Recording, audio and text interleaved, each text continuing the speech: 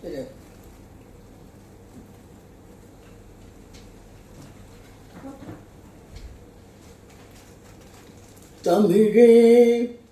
உயிரே வணக்கம், தமிழே உயிரே வணக்கம். தாய் பிள்ளை உறவம்மா உனக்கும் எனக்கும், தமிழே உயிரே வணக்கம். தாய் பிள்ளை உறவம்மா உனக்கும் எனக்கும், அமிழ்தே இல்லை என்றால் அத்தனையும் வாழ்வில் கசக்கும் புளிக்கும். தமிழே உயிரே வணக்கம். தாய் பிள்ளை உறவம்மா உனக்கும் எனக்கும், தமிழே உன்னை நினைக்கும், தமிழே உன்னை நினைக்கும். தமிழன் என் நெஞ்சம் இனிக்கும் இனிக்கும். தமிழே அமிழே அமிழ்தே அமிழ்தே முயலில் நினைத்தால் ஆயிரம் பூக்கள் சிரிக்கும் சிரிக்கும். தமிழே உயிரே வணக்கம். தாய் பிள்ளை உறவம்மா உனக்கும் எனக்கும், தமிழே நீயல் இயக்கம், தமிழே நீ என் இயக்கம். தாய் நீ துணையில் வாழ்க்கையில் வழிக்கும் நடைக்கும். தமிழே நீ என் இயக்கம், தாய் நீ துணையில் வழிக்கும் நடைக்கும். அமிழ்தே நீ தரும் இன்பம், அமிழ்தே நீ தரும் இன்பம். அடியேன் வாழ்வில் வேறெங்கே கிடைக்கும். தமிழே உயிரே வணக்கம். தாய் பிள்ளை உறவம்மா உனக்கும் எனக்கும், தமிழே இன்றுனை படிக்கும், தமிழே இன்று உனை படிக்கும். தமிழன் உலகில் இருக்கும் வரைக்கும், தமிழே இன்றுனை படிக்கும்.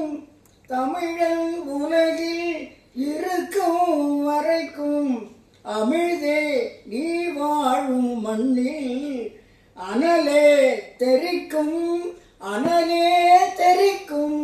தமிழே உயிரே வணக்கம். தாய் பிள்ளை உறவம்மா உனக்கும் எனக்கும், தமிழே உனக்கேன் கலக்கம், தமிழே உனக்கேன் கலக்கம். தாயே பொறம்மா முழக்கம் வெடிக்கும், தமிழே உனக்கேன் கலக்கம். தாயே பொறம்மா முழக்கம் வெடிக்கும். அமிழ்தே உனை எவன் தொட்டான், அமிழ்தே உனை எவன் தொட்டான். அவனை என் கைவாள் அழிக்கும் முடிக்கும். தமிழே உயிரே வணக்கம். தாய் பிள்ளை உறவம்மா உனக்கும் எனக்கும் வணக்கம். இது காசி ஈழத்து கவிஞர் காசி ஆனந்தனுடைய பாடல், என்னதுன்னு நினைச்சிடாதீங்க.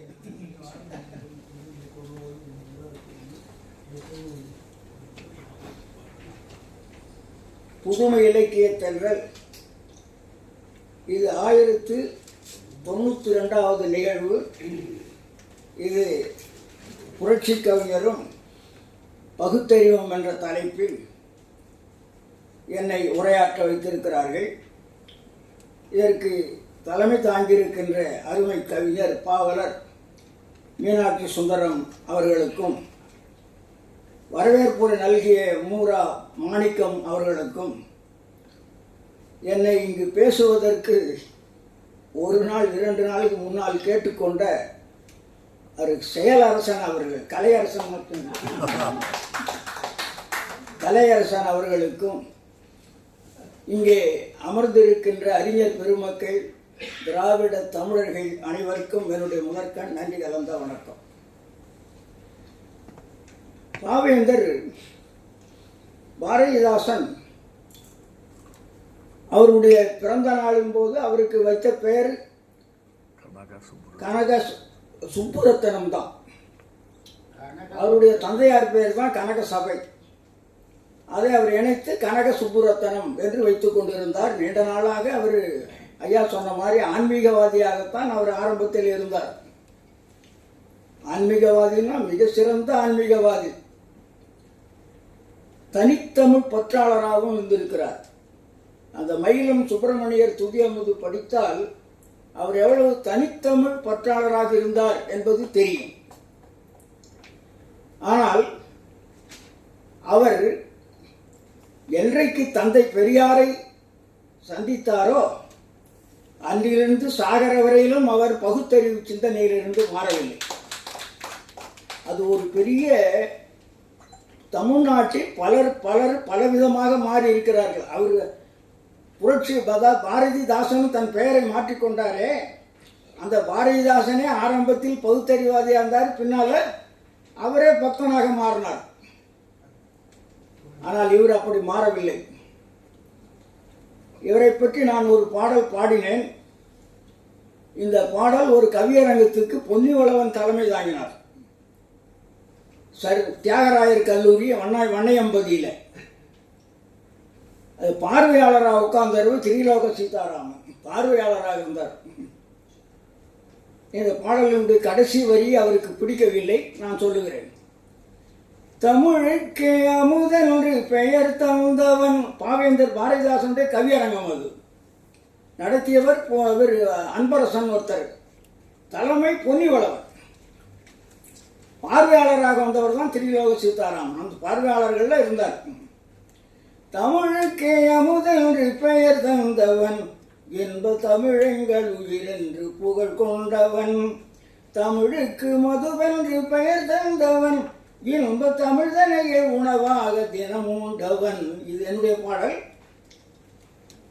கவிவாளை கரமேந்தி களம் சென்றவன், கவிவாளை கரமேந்தி கரம் சென்றவன், தீமை கடுத்ததனை கொய்திடவே மனம் கொண்டவன். புவி வாழ புதுப்பாடல் பல தந்தவன், பெரும் புரட்சியினை கவியுலகில் விளைவித்தவன். தமிழுக்கு அமுதென்று பெயர் தந்தவன், என்ப தமிழங்கள் உயிரென்று புகழ் கொண்டவன். குடும்பத்தின் விளக்கேற்றி ஒளி தந்தவன், குடும்பத்தின் விளக்கேற்றி ஒளி தந்தவன். தமிழ் குலம் வாழ கவி மாறி பொழிந்திட்டவன். புடம் போட்ட பெரியாரின் வழி கண்டவன், அந்த புதுப்பாதை நடந்திட்ட விழி கொண்டவன். தமிழுக்கு அமுதென்று பெயர் தந்தவன், அந்த தமிழங்கள் உயிரென்று புகழ் கொண்டவன். பாரதிக்கு தாசன் என பெயர் கொண்டவன். இங்கதான் அவருக்கு சிக்கல் வந்தது. பாரதிக்கு தாசன் என பெயர் கொண்டவன், அந்த பாரதியை விஞ்சுகின்ற கவி தந்தவன். பாரதிக்கு புகழ் தேடி சிறப்புற்றவன், தனது பாவாலே மறு இறக்காத புகழ் பெற்றவன். சொன்னவன் அங்கிருந்து எழுந்து அது எப்படி பாரதியை விஞ்சுகின்ற கவி தந்தவன் சொல்லலாம்னா அவர் யாருன்னு எனக்கே தெரியாது. பிறகுதான் தெரிந்து கொண்டேன், திரிலோக சீதாராமன். திரும்ப காங்கிரஸ் இருந்தவர், மிகப்பெரிய பாடலாசிரியர், திரைப்பட பாடல்கள்லாம் எழுதினவர், புகழ்பெற்ற பெரியார், சாதாரண அல்ல. திரிலோக சீதாராமன் பெரியார். பொன்னிவளவனுக்கு தெரிஞ்சிருக்கிறது. நான் பதில் சொல்றதுக்கு பதிலாக அவர் எழுந்தார், வெற்றி உட்காருனார். உட்கார்ந்துட்டு அரை மணி நேரம் எங்கெங்கே பாரதியாரை பாரதிதாசன் விஞ்சி இருக்கிறார்னு பேசினார். இந்த ஒரு சொல்லுக்காக பொன்னிவளவன் அரை மணி நேரம் பதில் கொடுத்தார். எங்கெங்க பாரதியை பாரதிதாசன் விஞ்சி இருக்கிறார் அப்படி வாய மூடியும் கவனம் உட்காங்க. மிகப்பெரிய போர் கொண்டவர் அவருக்கு. சரி, அதே தந்தை பெரியாரை ஐயா அவர் அருமையான இந்த கடைசி வரியை தான் நான் பாடுகிறோம். அதை முழுதாக பாவேந்தர் பாடியிருக்கிறார். அவர்தாம் பெரியார் பார் அன்பு மக்கள் கடலின் மீதில் அறிவு தேக்கம் தங்க தேரில் அவர்தாம் பெரியார். மக்கள் நெஞ்சில் மலிவு பதிப்பு வஞ்சகர்க்கோ கொடிய நெருப்பு மிக்க பண்பின் குடியிருப்பு விடுதலை பெரும் படையின் தொகுப்பு. தில்லி எலிக்கு வான் பொருந்து, அருமையான பொருள் இன்னைக்கும் பொருந்து.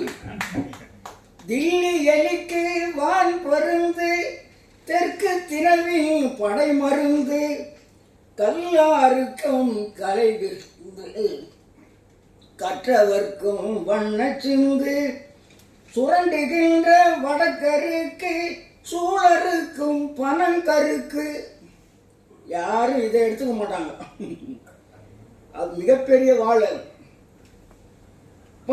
மருந்து வாழும் தமிழருக்கு வாழ வைக்கும் அருட்பெருக்கு தொண்டு செய்து படுத்த பழம். இதுதான் கடைசி பகுதி. தொண்டு செய்து படுத்த பழம் தூயதாடி மார்பில் விழும் மண்டை சுரப்பை உலகு தொழும் மனக்குகையில் சிறுத்த எழும் அவர்தான் பெரியார். தமிழர்தம் கொடுத்த நன்கொடை, தமிழர்தவம் கொடுத்த நன்கொடை தன்மானம் பாயும் தலை மேடை நமக்கு தாண்டி வந்த வாழ்படை நம்மை அவரின் போருக்கு ஒப்படை அவர்தாம் பெரியார். அவர் அன்பு மக்கள் கடலின் மீது அறிவு தேக்கம் தங்க தேரில் என்று இப்படி பாடியிருக்கார் பாவேந்தர் பாரதிதாசன், புரட்சி கவிஞர். அவர் உண்மையிலேயே பல சிறப்புகளை பெற்றிருந்தார். தொடக்கத்திலே அவருடைய வாழ்க்கையில், அதாவது என்றைக்கும் எவனுக்கும் அஞ்சிய வரலாறு கிடையாது. அவர் தோற்றம், அவருடைய அந்த அந்த அதை ஒரு அருமையான செய்தி ஒன்று சொல்லணும். அவர் அந்த மயிலம் சுப்பிரமணியர் துதி அமுது எழுதி அது நூலாக வந்து பலர் படித்து விட்டு அதில் 2 பேர் என்ன செய்தாங்க, இப்படி பாடினவர் அந்த சாமியாரை போய் பார்க்கணும்னு வீட்டுக்கு வராங்க. இப்படி பாடின அந்த சாமியாரை போய் பார்க்கணும்னு புதுச்சேரிக்கு வந்து அவர் வீட்டை தேடி கண்டுபிடிச்சி அந்த வீட்டுக்கே போயிட்டேன். அதுதான்ப்பா கனக சுப்புரத்தன வீடு அப்படின்னா.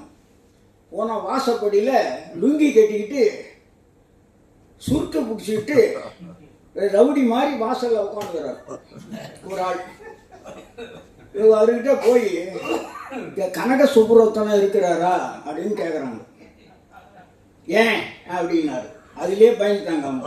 ஏன் அப்படின்னு உடனே இந்த சுருட்டை வச்சுக்கிட்டு ஏன் இல்லை, இந்த மயிலம் சுப்பிரமணியர் துதிய முது பாடியிருக்காரு. அந்த சாமியாரை பார்த்துட்டு அதுக்கு வணக்கம் சொல்லிட்டு அது நான் தான் ஓடியா போட்டாங்க. அது நான் தான் அவளை சூட்டை போட்டுட்டு அவ்வளோதான்.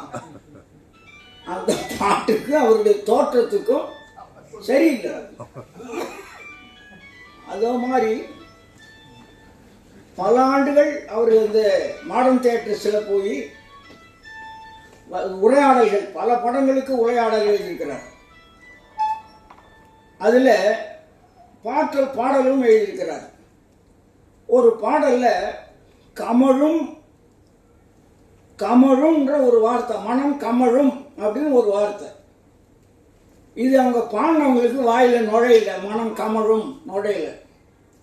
அதை மணக்கும் ஏதோ மணக்கும் ஏதோ மாற்றி கொடுத்துட்டா. யார் மாற்றி கொடுத்தவரே ஒரு பெரிய ஆள், என் பேரை சொல்லாதன்ட்டார். கண்ணதாசன் தான். பாரதிதாசனுடைய பாடலை வேற யாரும் திருத்தக்கூடாதுன்னு கண்ணதாசன் கிட்ட கொடுத்து இதை நான் திருத்தினேன்னு சொல்லாதீங்க அப்படின்னு சொல்லிட்டு அவர் திருத்தி கொடுத்துருக்காரு. அது பதிவாயிடுச்சு.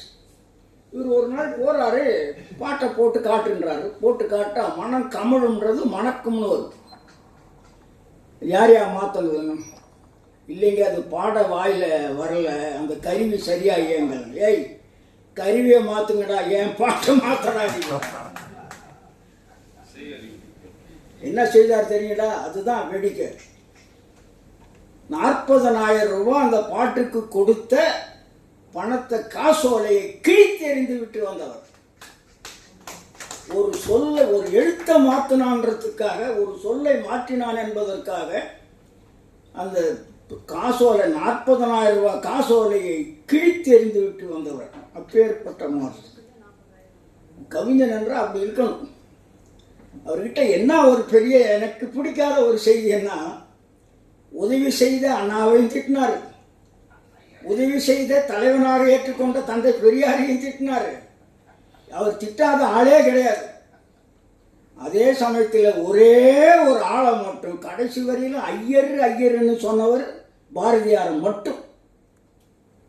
பாப்பானெல்லாம் திட்டினாரு, அவனை மட்டும் ஐயருன்னு காலம் முழுதும் அதாவது கண்மூடி பக்தி. அது ஒரு பக்தி. என்ன, அவர் ஒன்றும் கற்றுக் கொடுக்கல. இவரே சொல்றார், எளிய நடையை அவரிடத்திலிருந்து கற்றுக்கொண்டார், அவ்வளவுதான். இவர் ஒரு கடிய நடையா இருந்தது, அவர் ஒரு எளிய நடை கொடுத்தார், அவ்வளவுதான். அதுக்கு கண்மூடி ஒரு பக்தி. அப்படி இப்படியெல்லாம் இருக்குது. நான் நிறைய அவரை பற்றி நிறைய சொல்லலாம். நிறைய செய்திகள், ரொம்ப அருமையான செய்திகள்லாம் இருக்கு. அது மட்டும் இல்லை, அவர் புலால் உண்பவர். ரொம்ப பேர் இன்னொரு தப்பான ஒரு செய்தி சொல்லுவாங்க, அவர் குடிச்சாதான் பாட்டு எழுதுவார். அது பெரிய தவறு. பாண்டிச்சேரியில் இருக்கிறவன் குடிக்காதவனே கிடையாது. ஆனால் எவனும் தெருவில் விழுந்து கிடக்க மாட்டான். அங்கே பாண்டிச்சேரியில் தெருவில் எவனா விழுந்து கிடக்கிறான்னா அது நம்மளால தான் இருப்பான். அங்கே சென்னையிலேருந்து போனவன் தான் இருப்பான். அப்படி போன ஒரு ஆளில் ஒருத்தர் சொல்கிறேன், மிகப்பெரிய பாடலாசிரியரே ஒருத்தர் கடந்தார். அவர் இவர் புதுக்கவிதை எழுதினார, அவர் பேர் சற்று வரல. அவர் பேரை மாற்றி உண்மையான பேரை சொன்னார், ஆனால் கண்டுபிடிச்சிட்டாங்க. இப்படி இங்கேருந்து போகிறவங்க அங்கே தெருவில் கிடப்பானே தவிர, அங்கே இருக்கிறவங்க அந்த கடைக்கு போகிறாங்க, தேநீர் மாதிரி வாங்கி குடிச்சிட்டு அவன் பாட்டு போய்க்கின்னு இருக்கிறான். அதை பற்றி கவலையே படுறதில்லை. அது அவர்களை தாக்குவதும் இல்லை. அதே மாதிரி பழக்கம் அவருக்கும் உண்டு. ஆனால் குடிச்சு விட்டு தான் பாட்டு எழுதுவார். பாட்டு எழுதுனா குடிக்கணுன்ற பழக்கம் அவர்கிட்ட இல்லை. எப்போதும் குடிப்பாருன்னு சொன்னவர் யார்? எஸ்ஆர் சுப்பிரமணியம்னு ஒருத்தர். அவர் சொல்கிறார், அந்த ஸ்ரீ சுப்பிரமணிய பாரதி கவிதா மண்டலம் என்ற இதழ நான் 8 ஆண்டுகள் பார்த்தவன். அது பாரதிதாசன் ஆசிரியராக இருந்தார் அந்த ஏட்டுக்கு. எஸ்ஆர் சுப்பிரமணியம் ஆசிரியராக போட்டு 8 ஆண்டு அது பாண்டிச்சேரியில் அவர் இருந்த வரையிலும் அங்கே நடந்தது. அப்புறம் சென்னைக்கு வந்துட்டார். 80லேருந்து 87 வரையிலும் நான் தான் அந்த ஏட்டை பார்த்துட்டு இருந்தேன். அதில் அதனால் அந்த எஸ்ஆர் சுப்பிரமணியம் பல பேர் சொல்லியிருக்காரு, பாவேந்தர் குடிப்பார், ஆனால் குடிச்சிட்டு தான் எழுதணுன்ற பழக்கம் கிடையாது. எப்போதும் போல் நானே வாங்கி கொடுத்துருக்குறேன். எப்போதும் போல் தேநீர் மாதிரி அவர் குடிச்சிட்டு அவர் கூட எழுதிட்டு இருப்பார். அப்படி பல பாடல்கள், அவர் எல்லாம் தேசிய பாடல்கள், ரொம்ப அருமையான பாடல்கள்லாம் எழுதியிருக்காரு. அதையே ஒரு தலைப்பில் பேசலாம். பாவேந்தரின் தேசிய பாடல்கள், பாவேந்தரின் மற்ற பாடல்களை விட அது தனி, அது ஒரு வழி. அதை பற்றி இளவரசே ஒரு நூல் எழுதியிருக்கார். அப்படி அந்த அவர் நிறைய செய்திகள். அப்படி இருக்கும்போது ஒரு அந்த பாடல் அரசால் தடை செய்யப்பட்டது. வெள்ளை அரசால் 1935 தடை செய்யப்பட்ட பாடலாம் உண்டு. இப்படி பல செய்திகள் அவரை பற்றி நிறைய சொல்லிக்கொண்டே போகலாம். அது மட்டும் இல்லை, குழந்தை மாதிரி அவர், குழந்தை மாதிரி. அவருடைய நூலை எல்லாம் பாரி நிலையம் தான் போட்டாங்க. அவங்க எப்பவுமே இந்த பதிப்பாளர்கள் எழுத்தாளர்களை உருவாக்கி, அதாவது அவருடைய படைப்புகளை வாங்கி கொண்டு அவர்கள் பணக்காரர்களாக ஆனார்கள். நம்ம இவர் தான் வாழ தெரியாத வள்ளிநாயகன் ஒருத்தர், வாழ தெரியாத வள்ளிநாயகன். அவர் போட்டு போட்டு சும்மா கொடுப்பாரே தவிர அந்த எழுத்தாளனை புகழ்பெற வைக்கிறார். அவர் ஒரு காசு அதில் சம்பாதிக்கிறது கிடையாது. ஆனால் ஒரு காலத்தில் எழுத்தாளனுடைய படைப்பில் அதை விற்று பல இடங்களை வாங்கியவர்கள் பாரி நிலையத்தார். அப்படி பணக்காரரானவங்க. இவருடைய நூல்களையும் போட்டாங்க. அவர் பணம் ஏதாவது கேட்கலான்ட்டு போய் அந்த மாடியை ஏறி மேலே போன உடனே உட்கார வச்சு அவருக்கு அது எதை வாங்கி கொடுத்துட்டு ஒரு தட்டு கொண்டு வந்து வச்சாங்களாம்.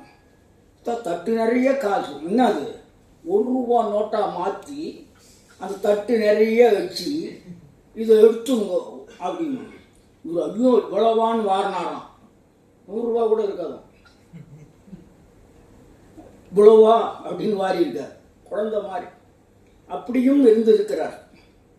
இப்படி பல செய்திகள். அவர் இப்போ பாண்டியன் ஒரு பேராவூரணி புதுக்கோட்டைக்கு பக்கத்தில் ஒரு ஊருக்கு ஒரு நிகழ்ச்சிக்கு போயிருக்கார்.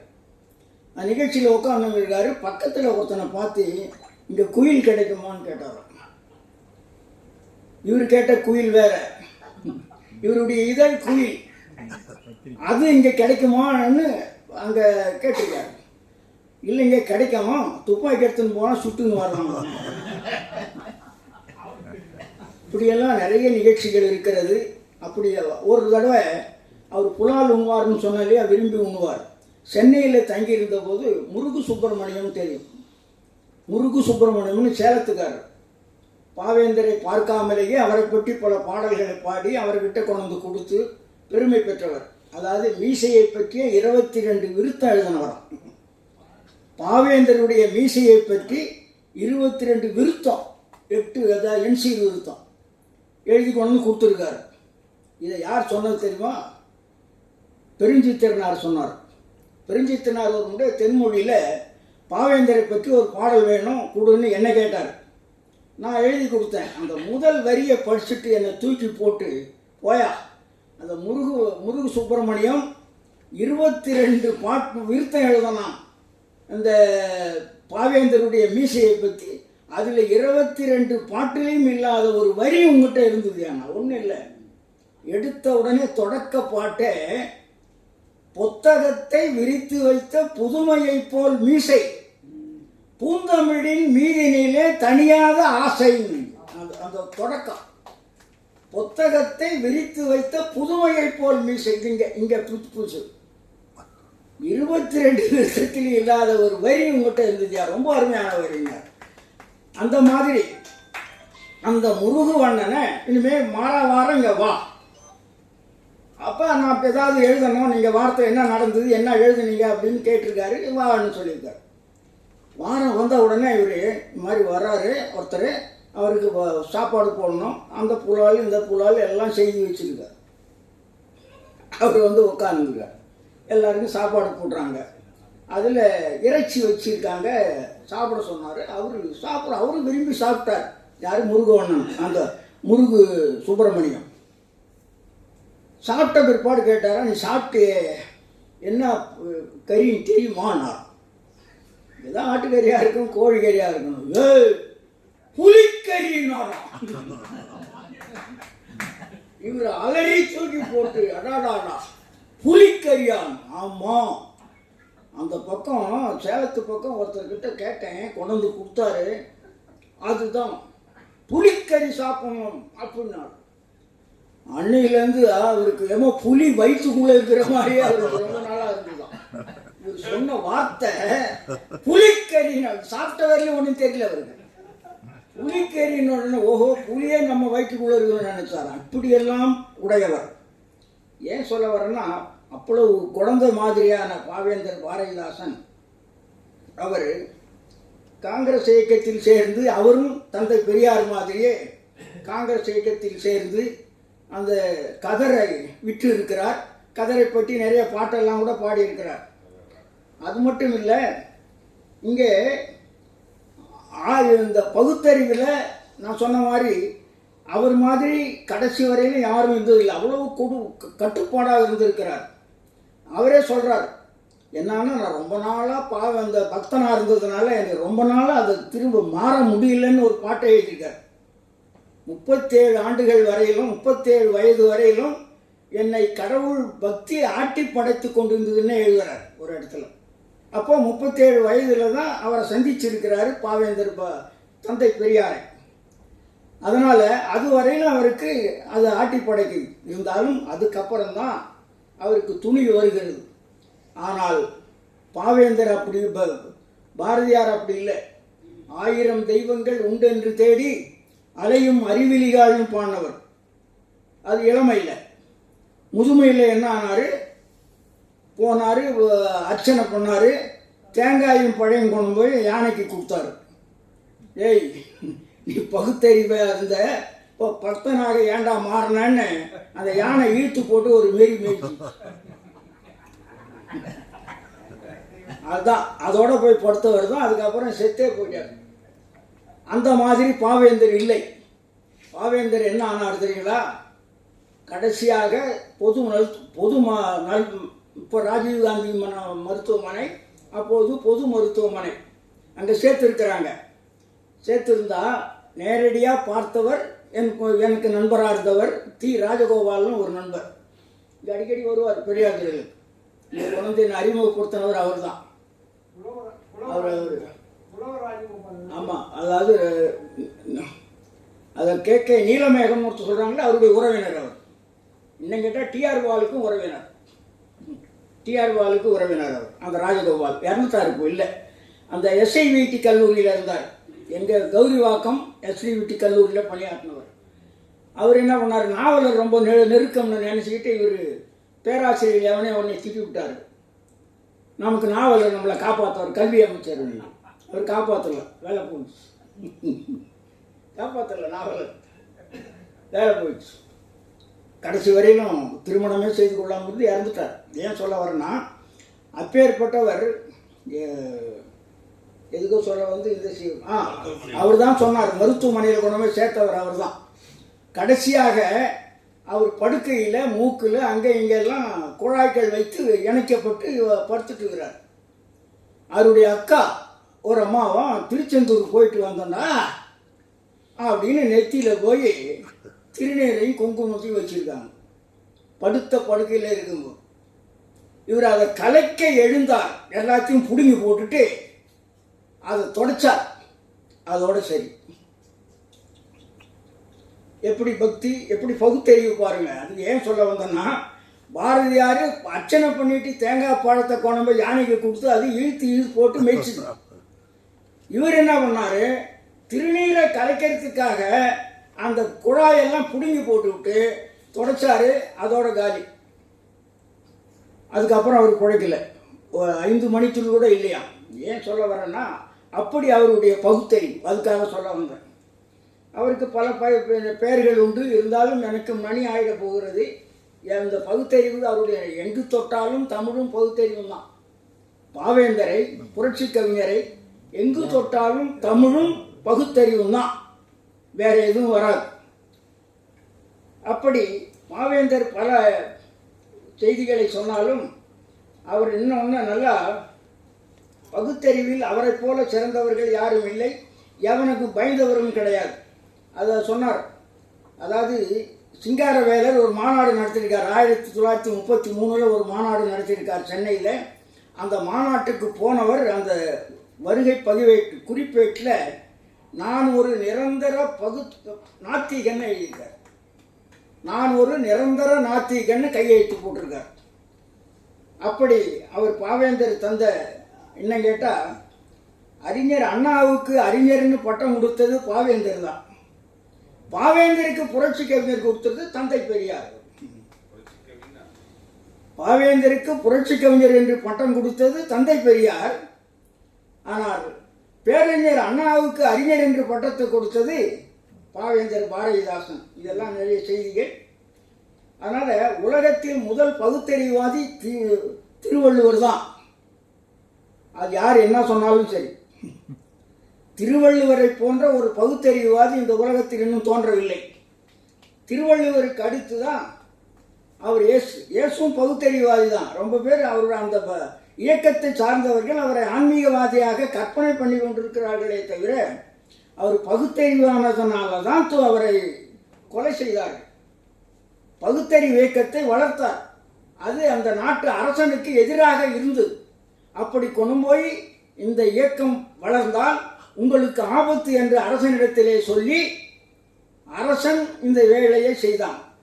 அதாவது அந்த மத உணர்வு உடையவர்கள், ஆன்மீகவாதிகள் இந்த பகுத்தறிவு இயக்கம் வளரக்கூடாது என்பதற்காகத்தான் இயேசுவை கொலை செய்தார்கள். இயேசுநாதர் ஒரு பகுத்தறிவாதி, ஒரு நூலே இருக்கு, அது ஆங்கிலத்திலே எழுதியிருக்கிறார்கள். அடுத்து பகுத்தறிவாதி வர்த்தமானர். அவர் தான் சமண மதத்தை தொடங்கியவர். ஆரம்பத்தில் அவருக்கு அந்த சமண மதத்துக்கு கடவுள் கிடையாது. பிறகுதான் அது ஒரு மதம் தான் கடவுள் வேணும்னு அருகனை கடவுளாக கொண்டு வந்தார்கள். அருகன்னா சூரியன் அர்த்தம். அது ஓரளவு கூட ஒத்துக்கலாம். அதற்கடுத்து தான் புத்தர். அவர் சமண மதம் தோன்றி 50 ஆண்டுகள் கழித்து தான் புத்தர் வருகிறார். புத்தரும் கடவுளை பற்றி கவலைப்படவில்லை. அவர் கேட்டார்கள், கடவுள் இருக்காருன்னா அவரை பற்றி ஏன் நீங்கள் கவலைப்படுறீங்க, உன்னை பற்றி நீ கவலைப்படும் சொன்னார். ஆனால் தந்தை பெரியாரை போல கடவுள் இல்லை இல்லை இல்லவே இல்லைன்னு சொன்னது ஒருத்தவன் கிடையாது. அத்தனை பேரும் இல்லைன்னு சொல்றதுக்கு பயந்தாங்க. ஆனால் பயப்படாத ஒரே ஒரு மனிதர் தந்தை பெரியார் தான். அவர் தான் இல்லை இல்லை இல்லவே இல்லைன்னு சொன்னவர். மற்றவங்க எல்லாம் அதை பற்றியே ஏன் கவலைப்படுறீங்க. இவரும் பாவேந்தர் ஒரு இடத்துல சொல்றாரு, எனக்கு இல்லை கடவுள் கவலைன்றார்.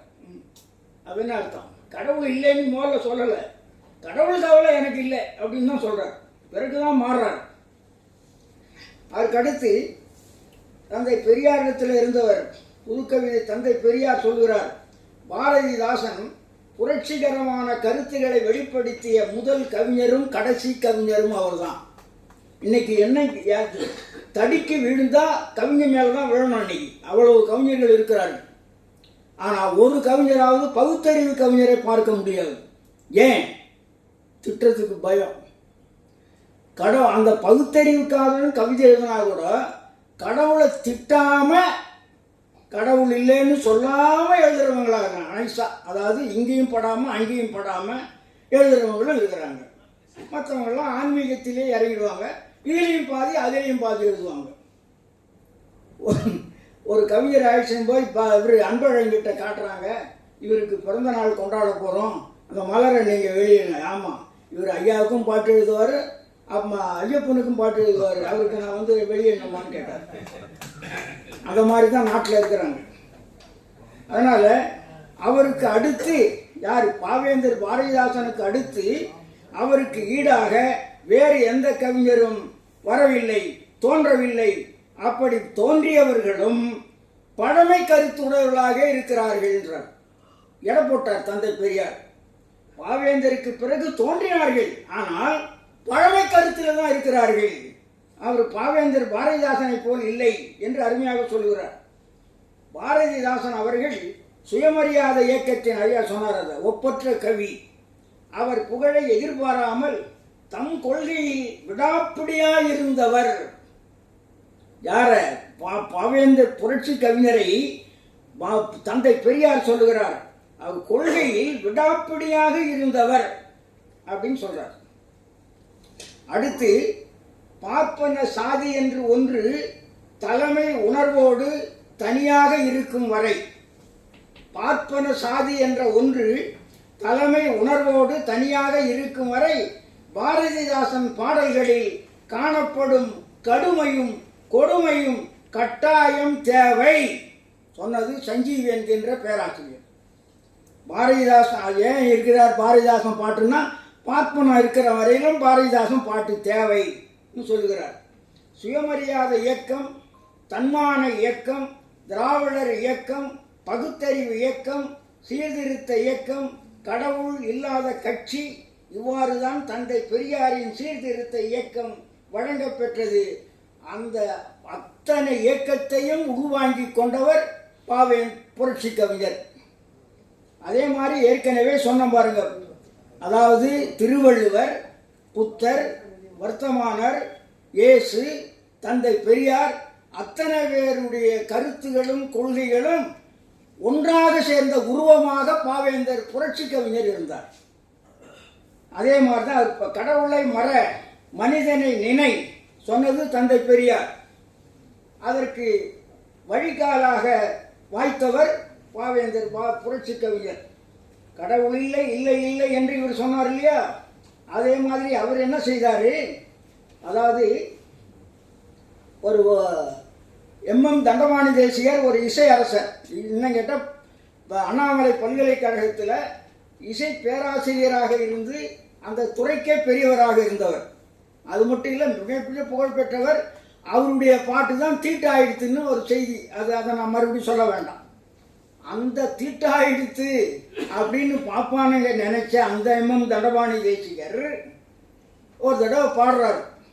என்னன்னு, இல்லை என்பவன் யாரடா, அவர் பாட்டு என்னது, கடவுள் இல்லை என்பவன் யாரடா, அவன் தில்லை சென்று போய் பாரடா. அவருடைய பாட்டு அது தொடக்கம்.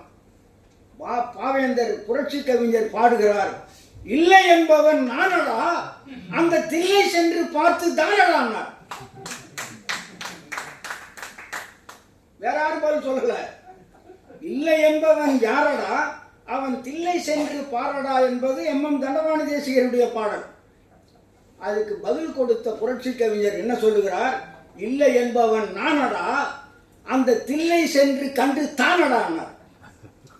போய் பார்த்துட்டு தாண்டா இல்லைன்றேன் சொன்னவர் அவர் தான். இன்னொரு செய்தி இருக்கிறது. ஸ்ரீரங்கநாதனையும் தில்லை நடராசனையும் பீரங்கி வைத்து பிளப்பது என்னாலோ, இப்படி சொன்னவர் யாருன்னு ஒரு பெரிய பிரச்சனை இருக்கு.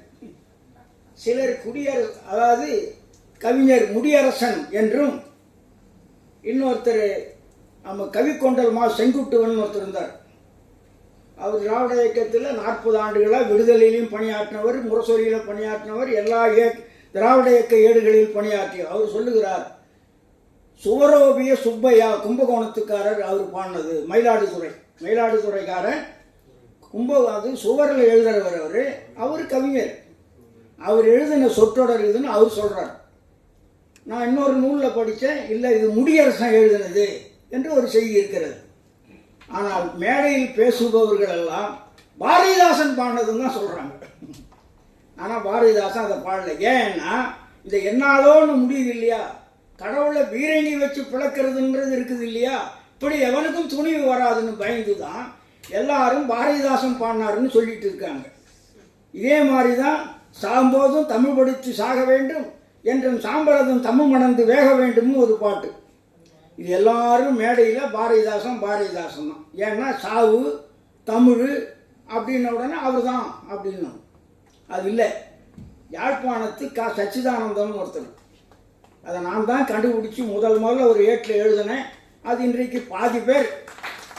அது எங்கே கண்டுபிடிச்சேன், காந்தலகம்ன்ற ஒரு பதிப்பகத்தில் சிலோன் விஜயேந்திரன் என்றவர் ஈழத்து கவிஞர்கள் அப்படின்னு ஒரு தொகுப்பு போட்டார். அதை திருத்துற பணி எனக்கு கிடைச்சிது. அதில் அந்த சச்சிதானந்தம் எழுதுனது எங்கில் எழுதியிருக்காரு, மதுரையிலேருந்து வர செந்தமிழ் இதழில் 40 ஆண்டு 1940 எழுதியிருக்காரு அந்த பாட்டு. அந்த பாட்டு அந்த தொகுப்புல இருந்தது. அதனால் நான் அதை கண்டு எழுதினேன். உரைக்கும் பொருளும் உண்மை பொருள் என்ற ஒரு நூலில் இந்த முழு பாடலும் இருக்கிறது, செய்தியும் இருக்கிறது. அதுக்கப்புறம் தான் இப்போது பாதி பேர் சச்சிதானந்தன் பேச ஆரம்பிச்சிருக்காங்க. இன்னும் பாதி பேர் என் செய்தியை படிக்காதவங்க இன்னும் பாரதிதாசன் தான் சொல்லிக்கிட்டு இருக்காங்க. சச்சிதானந்தம் என்கின்ற ஒரு கவிஞர் பாடினது. அது அவர் ஆன்மீகவாதி தான், இருந்தாலும் தமிழ் மீது பற்றுடையவர், அவ்வளோதான். அப்படி பல செய்திகள் இருக்கின்றன. பாவேந்தர் படிக்குமா கல்லுக்கும் செம்புக்கும், ரொம்ப அது இப்படிதான் பிற்காலத்தில் தான் பாவேந்தர் துணிந்து கடவுளை திட்டுகிறார். பலிக்குமா கல்லுக்கும் செம்புக்கும் பாலோடு பழமா, அந்த பாலும் பழம் ஊத்துறாங்களே அதெல்லாம் பலிக்குமா, பொன்னான மக்கள் புலம்புகின்றாரே இங்கு கண் கலங்குகின்றாரே, செல்ல குழந்தை பாலின்றி, செல்ல குழந்தை தாய்ப்பாலின்றி திடுக்கிடும் போதே, ஐயே அப்பனே துடித்தெழும் போதே கோவிலின் கல்லின் தலையில் பாலூற்றினால் உலகம் ஒப்பாதே, திருந்திடு இப்போதே. பாவேந்தர் புரட்சி கவிஞர் சொல்லுகிறார், கொண்ட கல்லு மேலே ஏண்டா கொண்டு போய் இப்போ பாலையும் பழத்தையும் ஊத்துறீங்கன்னா 300 இளநீரம் 300 இளநீர் ஊற்றணும் ஒரு நாளைக்கு. 300 இளநீர் அங்கே ஊற்றி என்ன பயன்? ஒரு இளநீர் 60 ரூபா 70 ரூபா, 90 ரூபா. அதான் இவர் சொல்றது சரிதான். எங்கள் நங்கநல்லூர்ல சீனிவாசன் ஒரு புலவர் இருந்தார். அவர் வயதானவர், 88 வயதில் இறந்தார். அது சொல்லுவார், இந்த வயதானவங்களை பார்த்தாலே எவனுக்கும் மரியாதை இல்லையா, இன்னைக்கு இந்த சின்ன பசங்களை பார்த்தா தான் மரியாதையாக இருக்குதுன்றதுக்கு ஒரு எடுத்துக்காட்டு சொன்னார். ஆமாய்யா, இளநீர் 70 காசு, தேங்காய் 10 ரூபா. இளநீர் 70 ரூபா, தேங்காய் 10 ரூபான்னார். தேங்காய் முத்தி போனது 10 ரூபாயா, இளநீர் முத்தாத பிஞ்சு 70 ரூபா விற்கிது. அதனால இளைஞர்களுக்கு தான் மரியாதையா இருக்குது, கிழவன்களுக்கெல்லாம் மரியாதை இல்லைன்னா. அடுத்து அதாவது நல்லா சொன்னார் தந்தை பெரியார் மறுபடியும் நிறைய சொல்லியிருக்கிறாரு பாவேந்தர் புரட்சி கவிஞரை பற்றி. இல்லை என்பவன் யாரடா அந்த செய்தியை நான் சொல்லிட்டேன்.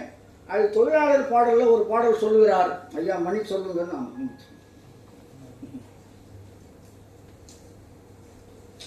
அதாவது கடவுள் கடவுள் கடவுள் என்று சொல்வதற்கும் கதறுகின்ற மனிதர்கள் கடவுள் என்ற நாமதேயம் கழிடாத நாளிலும் உடமையும் பொதுமையாக உலகுகின்ற வாழ்த்ததாம் கடைகளும் செல்வர் என்றதெல்லாம் கடவுள் பேர் இழைத்ததே. கடவுள் பேரை வச்சுருந்தான்னா தொழிலாளர்களுக்கு இந்த மாதிரி துரோகம் செய்துக்கிறாங்க. முதல்ல கடவுளை ஒழி, தொழிலாளருக்கு உயர்வு கிடைக்கும்னு அந்த பாடு மிகப்பெரிய பாடல் தேவையில்லை. அதுக்கு அடுத்து அவர் ஆண் பிள்ளை தாலாட்டு பெண் பிள்ளை தாலாட்டுன்னெலாம் பாடியிருக்கிறார். அதில் ரொம்ப அருமையான சில செய்திகளை குழந்தைகள் கையிலேயே சொல்லி அதை தாய்மார் தாலாட்டு வாயில் வச்சார்.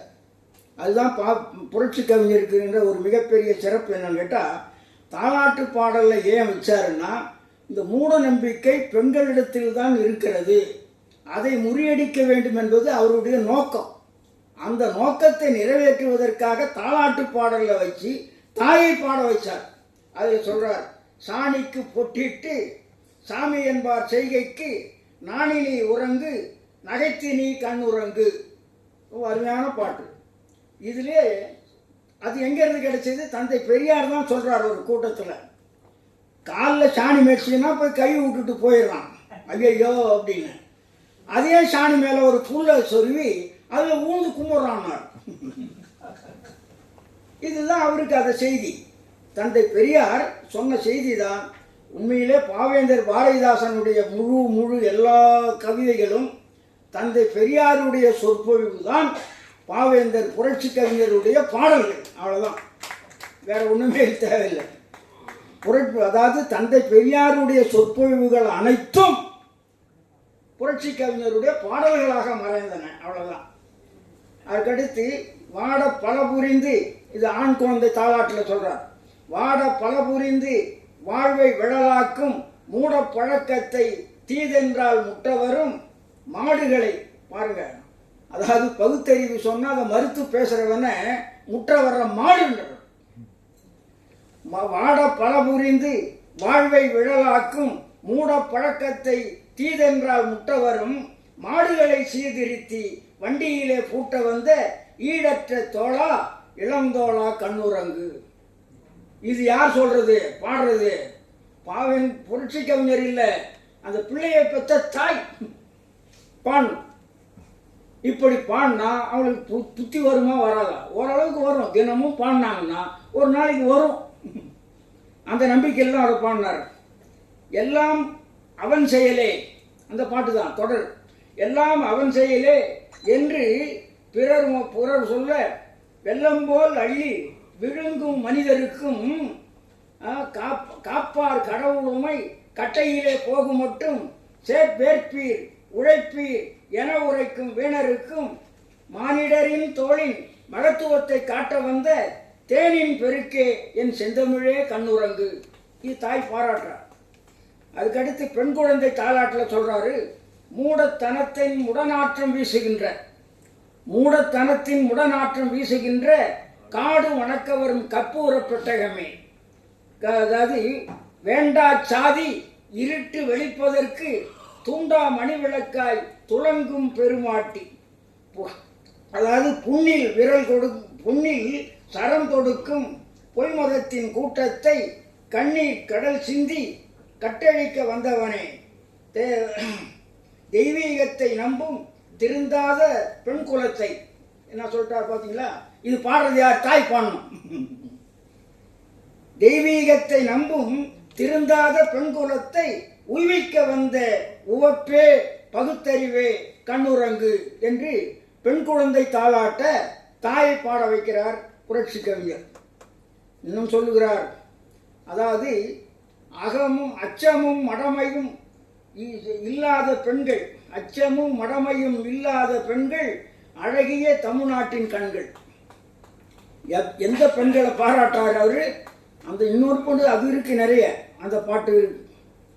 அதாவது அச்சமும் மடமையும் இல்லாத பெண்கள் அழகிய தமிழ்நாட்டின் கண்கள் உச்சி இருட்டினில் பேய் வந்ததாக உளறினால் அச்சமா பேய் என்பதுண்டா?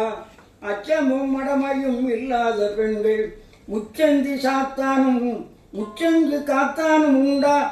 இதை முணுமுணுப்பது நேரில் கண்டா? பச்சை புழுகெல்லாம் பொய்யாக மெய்யாக நம்பி பல்பொருள் இழப்பார்கள் மடமை விரும்பி. கல்லுண்ணும் ஆத்தாளும் ஏது கல்லுண்ணும் ஆத்தாளும் ஏது கடிய சாராய முனி ஏது? வில்லும் வைசூரிதான் மாறி ஆத்தாளாம் வேலைதோறும் படையில் வேண்டும் என்பாளாம். அச்சமும் மடமையும் இல்லாத பெண்கள் அழகிய தமிழ்நாட்டின் கண்கள். மடமைதான் அச்சத்தின் வேறாம், அந்த மடமையால் விளைவதே போராம். கடமையும் அறமும் நல் ஒழுக்கமும் வேண்டும், கல்வி வேண்டும், அறிவு கேள்வி வேண்டும். இது வந்தா அச்சமும் மடமையும் இல்லாத பெண்கள் அழகிய தமிழ்நாட்டின் கண்கள் ஆவார்கள் என்பது அவருடைய நோக்கம். இப்படி நிறைய செய்திருக்கிறாரு. அதாவது கடற்மேற் குமிழிகள்னு ஒரு இது புரட்சி கவிஞர் படம் எடுக்க போனார். அது ரொம்ப அருமையாக நான் பாராட்டுறேன் சிவாஜி கணேசனை. பாவேந்தர் சாகரத்துக்கு அவர் தான் காரணம். பாவேந்தர் இறப்புக்கு அவர் தான் காரணம். பாரதியாரை பற்றி ஒரு படம் எடுக்க போனார். அதுக்கு முன்னால் அவருடைய அந்த கடற்மேற் குமிழ், அதாவது அந்த இது பாண்டியன் பரிசை படம் எடுக்கிறார். அந்த படத்தை அவர் தான் அது செய்யணும்னு நினச்சி காமராஜர்கிட்ட வேற பரிந்துரை பண்ணி அவரும் அவருக்கு ஒப்புதல் கொடுத்து இழுக்கடிச்சு கடைசியில் அது எடுக்க முடியாமல் இவர் சொன்னதெல்லாம் அவர் கேட்காம அவர் வேற ஒருவரை போட்டு இவர் வேற ஒருவரை போட்டு கடைசியில் அது எடுக்க முடியாமலே போய் அதுக்கு வீட்டையெல்லாம் விற்று எடுத்துன்னு வந்ததுனால தான் வீட்டிலேயே அவருக்கு எதிர்ப்பு. புரட்சி கவிஞருக்கு வீட்டில் எதிர்ப்புக்கு காரணம் அவர் வீட்டை விற்று எடுத்துன்னு வந்துட்டார் படம் எடுக்கிறது. அதனால் வந்த கனை தான் அது. அடுத்து அப்படி அந்த படம் எடுப்பதற்கு அந்த கவலையிலேயே அவர் மூழ்கி போய் தான் கடைசியில் அவர் இறப்புக்கு காரணமாச்சு. அது எல்லாருமே சொல்லுகிறாங்க. அந்த இன்னொன்று, நீங்கள் நம்ம எது தொட்டாலும் அவருக்கு தமிழும் அந்த புரட்சியும் தான் வருகிறது. தெரியும் உங்களுக்கு இந்த படிப்படி என்கின்ற ஒரு பாடல். அந்த பாடலில் மொத்தம் 37 படி இருக்கிறது. ஆனால் எல்லாரும் 36 படி தான் போடுவார்கள். நான் ஒருத்தன் தான் ஒரு படியை கூட சேர்த்துருக்கேன். காரணம், ஒரு இடத்துல விடுபட்டு போச்சு. அது அவர் எழுதியிருப்பார். இந்த முதல் அச்சில் விடுபட்டு போச்சுன்னா அதுக்கப்புறம் அது கடைசி வரையிலும் அந்த தொல்லையே தான் நடக்கும். இப்படி பல நடந்திருக்கிறது அவருடைய பாடலில். அதில் இது ஒரு படி, நூலைப்படி, சங்கத்தமிழ் நூலைப்படி, இப்படி படி படி படி என்று சொல்லி மொத்தம் 37 படிகளை நமக்கு தருகின்றார். அதில் நமக்கு தேவையான படி என்ன, திருக்குறளை படி சொல்கிறார். தொடக்கம் சங்கத்தமிழை படின்னு தொடங்கிட்டு முதல்ல திருக்குறளை தான் படிக்க சொல்கிறார். அதாவது கற்பவை கற்கும்படி வள்ளுவர் சொன்னபடி கற்கத்தான் வேண்டும், அப்படி கல்லாதவர் வாழ்வது எப்படின்னு கேட்குறார். அதற்கடுத்து தான் கடைசியில் சாதியனும் தாழ்ந்தபடி நமக்கெல்லாம் தள்ளுபடி சேதியப்படி தெரிந்தபடி தீமை வந்திடுமே மறுபடி, பொய்யிலே முக்கால்படி புரட்டிலே கால்படி வையகம் ஏமாறும்படி வைத்துள்ள நூல்களை ஒப்புவது எப்படி, தொடங்கையில் வருந்தும்படி இருப்பினும் ஊன்றிப்படி அடங்கா இன்பம் மறுபடி அதாவது ஆகும் என்ற ஆன்றோர் சொற்படி. இது 37 படி இருக்கிறது. அந்த 37 படியில் அந்த நமக்கு இந்த சாதி படி, இந்த கடைசி படி எல்லாமும் முக்கால் படி, புராணப்படி, இந்த படியெல்லாம் நாம் தள்ளுபடி செய்ய வேண்டும் என்பதற்காகத்தான் அந்த பாடலை அவர் பாடி தந்தார்கள். வடமொழியில், அதாவது வடமொழியை பற்றி நிறைய நான் தமிழை பற்றி சொன்ன செய்திக்கெல்லாம் நான் வரவே இல்லை. நேராக புரட்சிக்கு அது பகுத்தறிவுக்குத்தான் போனேன். தெய்வம் தொழ வேண்டா, அது தீது செய்ய தூண்டும். துணிவாக சொல்கிறார், தெய்வம் தொழ வேண்டா, அது தீது செய்ய தூண்டும். கடவுளை கும்பிட்டீங்கன்னா தப்பு செய்யறதுக்கு தான் தூண்டும். இதை மனத்தில் இழுத்துக் கொள்ளுங்கள். அது கடவுளை கும்பிட வேணாம்னு பொதுவாக சொல்லலை. அது கடவுளை கும்பிடுறதுனால தப்பு செய்ய தூண்டும். ஏன் மன்னிப்பு கேட்டுக்கலாம், அவ்வளோதான் தீர்வு. அதனால தான் நம்ம கோடிக்கணக்கில் பாருங்க ஒரு அமைப்பு வச்சுருக்கிறோம். இந்த மாதிரி பலருக்கு தமிழ் தெரிவு சொல்ல போகிறோம், இல்லை நம்ம திருக்குறளை பரப்ப போகிறோன்னு போய் கேளுங்க. இவனுக்கு வேறு வேலை இல்லை இதுதான் அப்படின்னுவோம். அவனே நான் தெருவில் ஒரு சாமி வச்சுருக்கேன், ஒரு கல்லை வச்சு விட்டு சாமிக்கு கும்பிட போகிறேன், இங்கே ஒரு விழா எழுத போகிறேன்னா 10,000 20,000 30,000 கொடுப்போம். இப்படி தான் நாடு இருந்து கொண்டு இருக்கிறது. அதனால தான் அவர் சொல்கிறார், தெய்வம் தொழ வேண்டா அது தீது செய்ய தூண்டும், பொய் புகழ்வார் ஆன்மா அது புரட்டர்களின் கோட்டை. அதாவது மலங்கழிப்பதை போல, எதை எடுத்துக்காட்டு சொல்றார் பாருங்க. அதாவது அந்த மடமையை தள்ளுன்றதுக்கு மலங்கழிப்பதை போல மடமையினை போக்கு, மறுமை உலகம் என்று நீ மயக்கம் உற வேண்டா. எதை எடுத்துக்காட்டு சொல்லணும்னு இருக்கு பாருங்க. வேற சொல்லு கிடைக்காதா? அவ்வளவு மோசமான செயல் அது. அதனால மலம் கழிப்பதை போல மடமையை கலப்புன்றார். பார்ப்பார் பொது அவர் ஆத்தி சூடி பண்ணார். அதில் ஒரு சிக்கல் இருக்கு. ஆத்தி சூடி அந்த அம்மா பேர் வைக்கல, அந்த அம்மா வச்சது அகரச்சுவடின்னு வச்சிருப்பாங்க. இவங்க தான் அதை ஆத்தி சூடின்னு ஆகுனாங்க. ஏன்னா அந்த தொடங்குற பாட்டு இருக்கு, கடவுளை அந்த அம்மா தொழுது தொடங்குது. ஔவையார் ஆத்தி சூடி அமர்ந்த தேவனை ஏத்தி ஏத்தி தொழுவோம் யாமே அப்படின்னு, அப்புறம் அந்த அறம் செய்ய விரும்பு ஆறுபதிசனம்னு வர்றாங்க. அதை போய் நூலுக்கு யாராவது பேர் வைப்பாங்களா? அந்த சிவனை அந்த அம்மா தொழுது. ஆத்தி சூடி அமர்ந்த தேவனை ஏத்தி ஏத்தி தொழுவோம் யாமே, அவ்வளவுதான். அது தீர்ந்து போயிட்டு. இதுக்கும் அதுக்கும் என்ன தொடர்பு? நூலுக்கு அது பேர் வருமா? அந்த அம்மா வச்சுதா? பாரதியார் ஒரு ஆத்தி சூடி பண்ணார், அவரும் ஆன்மீகவாதி, பரவாயில்ல. பாவேந்தர் ஒரு ஆத்தி சூடி பண்ணார், அவரும் அப்போது ஆன்மீகவாதி தான். ஆத்தி சூடினாலே அது கடவுள் பேரை வச்சதுன்னு தெரியாம எல்லாருமே பாட ஆரம்பித்தாங்க. அதுக்கு பிறகுதான் விழித்து இப்பொழுது வேற ஒருவர் தமிழ் சூடி அப்படின்னு எழுதுறார். இப்போதான் புரிந்து இருக்கிறது அது கடவுள் பேரு அப்படின்னு. பார்ப்பான்பால் படியாதீர், அவன் சொற்படிவர் படியாதீர், அவன் சொல்லுக்கு கீழ் படியாதீர், உம்மை ஏய்க்க பார்ப்பான், தீதுற பார்ப்பான், கெடுத்து விட பார்ப்பான், பார்ப்பான் எப்போதும் பார்ப்பான், கெடுத்து விட பார்ப்பான். சொன்னது யாரு? இப்ப பாரதியார் இல்லை, இதே மாதிரி பாரதியாரும் சொல்லி இருக்கிறார். ஆனா அது இல்லை, இது இவர் பாடினது. இப்படி சொன்னவர் தான் அவர் ஐயரு ஐயரு ஐயருன்னு கணக்கிறார். ஒருத்தர் இதில் காரைக்குடியில் ஒரு கூட்டத்தில் இவர் உட்காந்துக்கிறாரா, இன்னொருத்தர் பாரதியாரை தாக்கி பேசியிருக்காரு. இவர் எழுந்து அவன் சட்டையை பிடிச்சி ஆடிச்சிருக்காரு. அவனை திட்டத்துக்கு உனக்கு என்னோட அறிவு இருப்பார். அப்படி வெறி அவர் மேலே அவர்.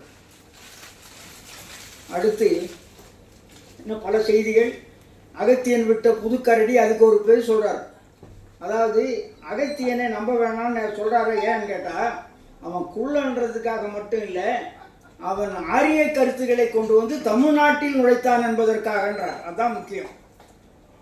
கள்ளனை நம்பினாலும் குள்ளனை நம்பக்கூடாதுன்னு சொன்னதுக்கு காரணம், குள்ளன் யாரு? என்ன மாதிரி இல்லை, அண்ணா மாதிரி இல்லை, அவங்கள சொல்லலை. அகத்தியனை நம்பாதீர்கள் என்பது தான் சொன்னார். ஏன் அகத்தியனை நம்பக்கூடாது அப்படின்னாக்கா, அவன் ஆரிய கருத்துக்களை வந்து தமிழ்நாட்டில் பரப்பினான், அதனால அவனை நம்பாதே.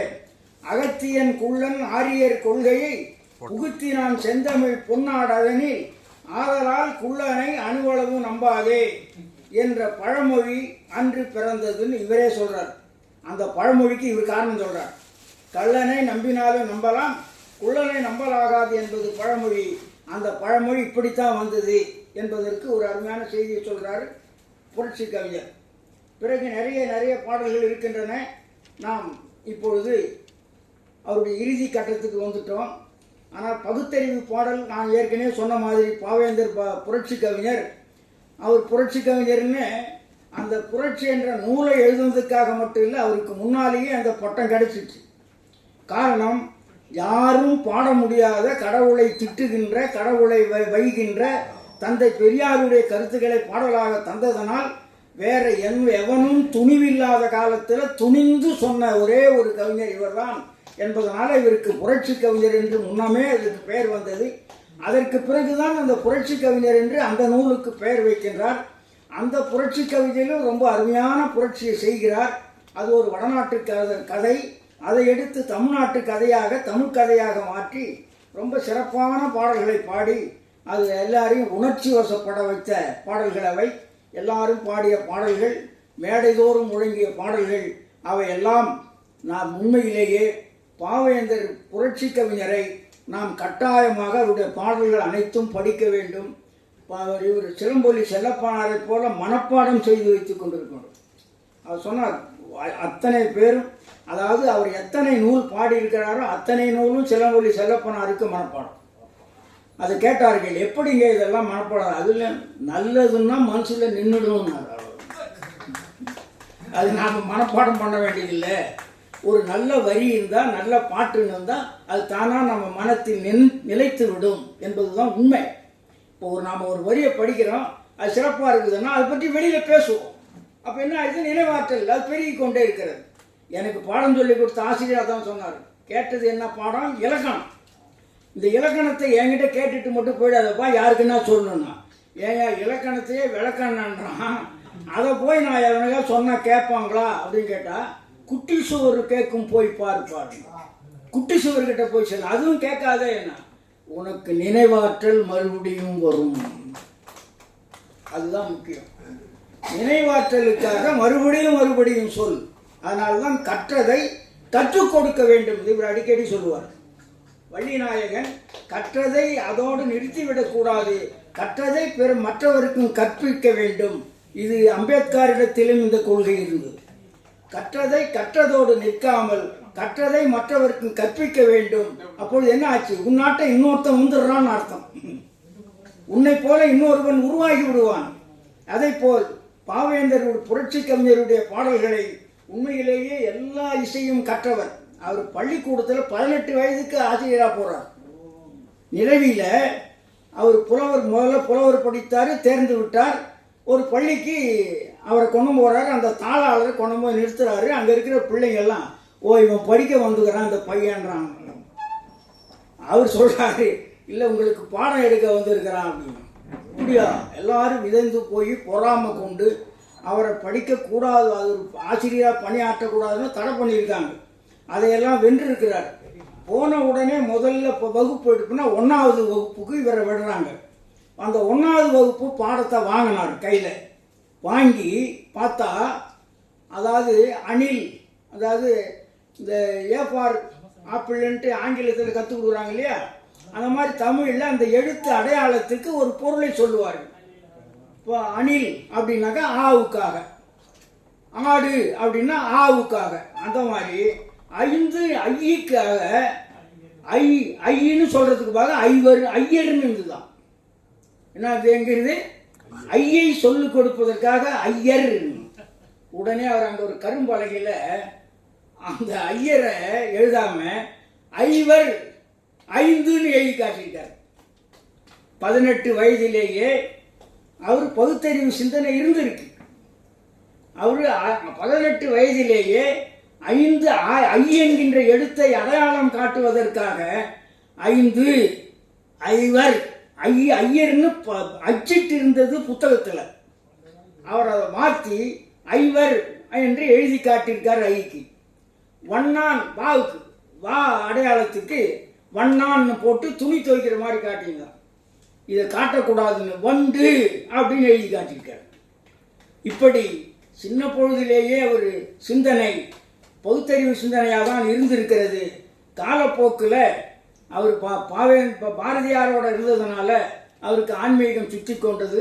அப்படி இருந்த அந்த பாவேந்தரை தந்தை பெரியார் சந்தித்ததனால் இருந்து அவர் சாகின்ற வரையிலும் பகுத்தறிவு கொள்கையில் இருந்து துளியும் மாறாமல் தந்தை பெரியாருடைய கொள்கையில் நடைபோட்டு நம்மையெல்லாம் புரட்சி கவிஞர் பாரதிதாசன் கேட்டுக்கொண்டது முழுக்க அவருடைய பாடல் முழுக்க தந்தை பெரியாருடைய கொள்கைகளை நீங்கள் பரப்புங்கள், கடைப்பிடியுங்கள்.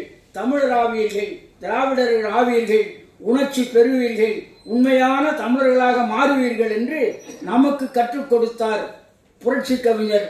அந்த புரட்சி கவிஞர் 21 மறைகிறார், 29 அவர் பிறக்கிறார். இன்றும் இல்லாம இன்றைக்கு 27 அவர் தியாகராயர் நீதி கட்சியை தொடங்கிய அந்த நீதி கட்சிக்கு முன்னாலேயே தென்னிந்திய நல உரிமை சங்கத்திற்கு தலைவராக இருந்து நீதி கட்சியை தொடங்கிய தியாகராயருடைய இன்றைக்கு பிறந்த நாள். இந்த நாளில் மணவிழா கண்ட நம்முடைய தனலட்சுமி அம்மையாரும் தங்கமணி ஐயா அவர்களும் நீண்ட நாள் வாழ்ந்து தந்தை பெரியாருடைய கொள்கையை 100 ஆண்டுகளுக்கு மேலே அனைவருக்கும் பரப்ப வேண்டும். கேட்டவர்கள் அனைவரும், அவர் மட்டும் இல்லை, கேட்டவர்கள் அனைவரும் 100 ஆண்டுகளுக்கு மேல் வாழ். என்ன பகுத்தறிவாதி நீண்ட நாள் வாழ்வான். நீங்க ஒன்னா கணக்கு எடுத்து பாருங்க, பகுத்தறிவு. ஆனா ராமானுஜருக்கு மட்டும் 120 வயது இருந்தாருன்னு சொல்லுவேன். இன்றைக்கு நான் தேர்தல் வாக்காளர் பட்டியலில் ஒரு செய்தி பார்த்தேன். சென்னையில் 120 வயது உடையவர் 4 பேர் இருந்திருக்காங்கன்னு ஒரு பட்டியல் இருக்கு. சென்னையில் 120 வயது உடையவர் 4 பேர் இருக்கிறார்கள் அப்படின்னு ஒரு பட்டியல் வந்திருக்கு. ஏன் சொல்ல வரேன்னா, சென்னையிலேயே 120 பேர். ஏன்னா ஜப்பானில் தான் அந்த மாதிரி சொல்லுவாங்க. ஜப்பானில் தான் 100 அகவைக்கு மேலே லட்சக்கணக்கான இருக்காங்களா. அவங்கள காப்பாற்றுறதே பெரிய சிரமமாக இருக்குது அந்த அரசுக்கு. அப்படி அங்குதான் அகவை முயன்றவர்கள் அதிகமாக இருக்கிறார்கள் என்பதில் தமிழ்நாட்டில் இருப்பார்கள். எப்பொழுது பகுத்தறிவு சிந்தனையில் வாழ்ந்தால், கட்டாயமாக தமிழை பேசினால், தமிழையே போற்றினால், தமிழையே வாழ்த்தினால் கட்டாயமாக 100 ஆண்டுகளுக்கு மேலே வாழலாம், வாழ வேண்டும் என்று கேட்டு அவர்கள் இருவருக்கு மட்டும் இல்லை, உங்கள் அத்தனை பேருக்கும் பல்லாண்டுகள் வாழ்ந்து, தமிழோடு வாழ்ந்து, தமிழுக்காக வாழ்ந்து, தந்தை பெரியாருடைய கொள்கைகளை பரப்ப வேண்டும் என்று கேட்டு ஐயா அவர்களுக்கும் இந்த புதுமை இலக்கிய தென்றலுக்கும் கேட்ட உங்களுக்கும் நன்றி கூறி விடைபெறுகின்றேன். நன்றி, வணக்கம்.